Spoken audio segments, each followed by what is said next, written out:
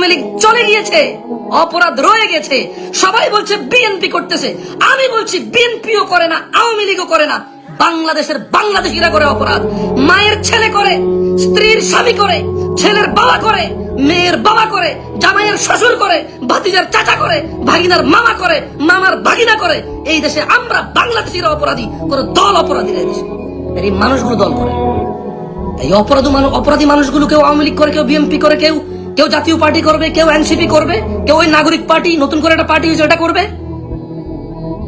বাংলাদেশের মানুষ করবে এই পার্টিগুলা। এরপর দোষ দেবে বিএনপি, দোষ দেবে আওয়ামী লীগ, দোষ দেবে এনসিপি, দোষ দেবে জাতীয় পার্টি, দোষ দেবে জামাত ইসলাম, দোষ দেবে হেফাজত ইসলাম। অথচ মানুষগুলো দোষী। মানুষ দলের কি বিচার হবে নাকি? 10 কোটি, 5 কোটি, 1 কোটি, 2 কোটি, 4 কোটি মানুষ দিয়ে দল, এত দলের বিচার করবে কে? মানুষগুলোর বিচারের আওতায় আনা উচিত। মানুষগুলোকে বিচারের আওতায় আনা উচিত।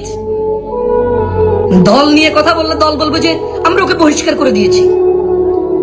বিএনপির মধ্যে এরকম লোক হইতে পারে না, জামাত ইসলামের মধ্যে এরকম লোক সহ্য করতে পারি না, আওয়ামী লীগের মধ্যে এমন লোক আমরা পছন্দ করি না, আমরা তাকে দল থেকে বহিষ্কার করেছি বহু আগে। দল বেঁচে গেল, দল বেঁচে গেল।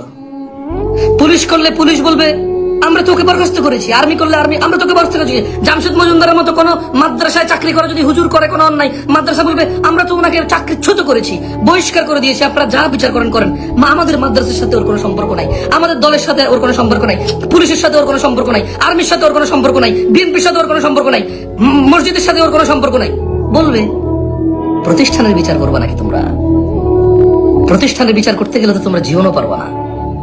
তোমরা বিচার করতে হবে মানুষের। মানুষটা অপরাধী।